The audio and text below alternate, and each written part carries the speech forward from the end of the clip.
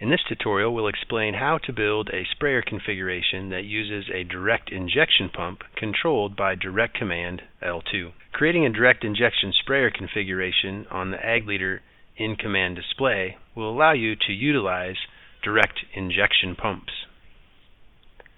To begin, tap the Application app on the home screen. Tap the green plus to add a new configuration. The first step is to create the vehicle. For this example, the vehicle will be a Hagie STS-10 self-propelled applicator. Before we can add direct injection, we need to set up the controller for the carrier liquid in the main sprayer tank. On the Application channel screen, select Liquid Application. To add a controller, tap the green plus. The device will be direct command with direct type as direct command L2. Tap Next. Enter the flow meter calibration number. The calibration number can be found on the flow meter tag. Our flow meter has a calibration number of 73 pulses per gallon. Tap Next.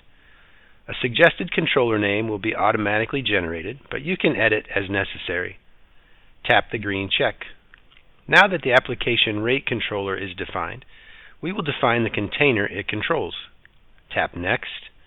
Enter a name, container capacity, and units of volume. Our sprayer has a 1,000-gallon tank.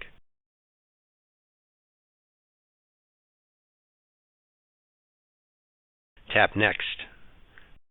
For this example, we will utilize Right Spot on the sprayer. If your application is not using Right Spot, this checkbox would be left unchecked. Enter the needed information to utilize Right Spot. On the next screen, enter the number of boom sections. After boom sections have been entered, tap Next. The wizard will ask for the number of nozzles per section to be defined. Enter the section valve type followed by the application point offset.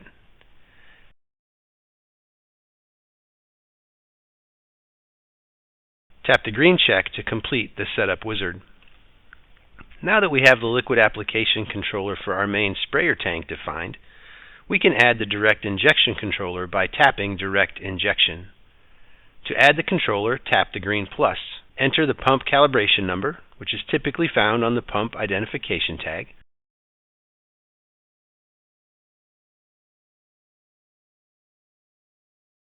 Select the controller for the direct injection pump and give it a name.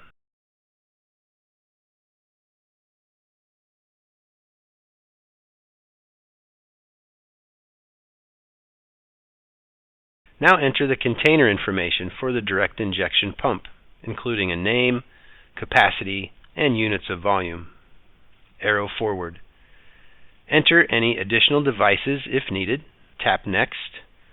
Enter the antenna offsets for the vehicle. We now have both our liquid application and direct injection controllers set up. Confirm the implement name by pressing the green check. Leave the primary speed source set to display GPS. If you have a backup source, like radar connected, you can calibrate that here. Tap Next. Finally, we will confirm the configuration name with our vehicle. Note the two tabs at the top of the configuration setup screen that allows you to examine the vehicle, the main controller for the sprayer, and the direct injection controller. Tap the green check to complete the configuration. As you navigate to the run screen, select the respective product for each controller, one for the sprayer main tank and the other for the direct injection tank. At the module selection screen, you will need to properly assign which controller is designated for the sprayer and direct injection pump. On the run screen, there will now be two separate tabs for each controller. Set the desired application rate for each controller.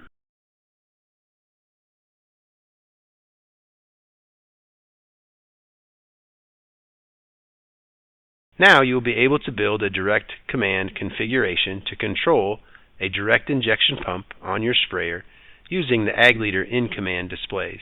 If you'd like to see more short tutorials from Ag Leader, please subscribe to our YouTube channel.